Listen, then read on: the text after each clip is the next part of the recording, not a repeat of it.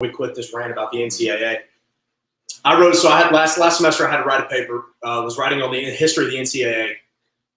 Fun fact, I think I've shared this with you at one point.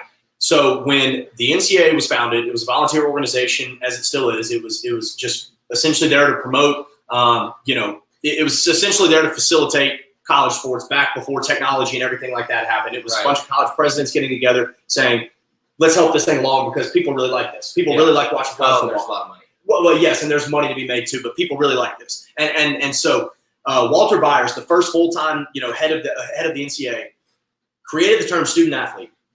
The term student athlete was not created to be a fun slogan to put on commercials and say, whatever. Right.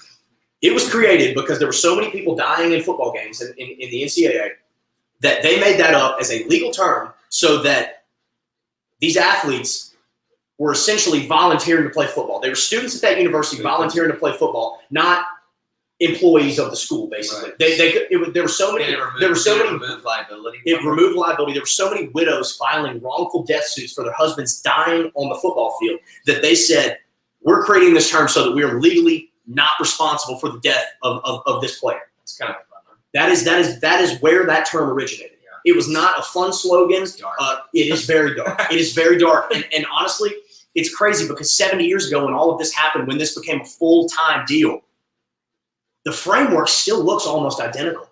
And it's mind-blowing because now, they were trying to navigate the beginning of TV.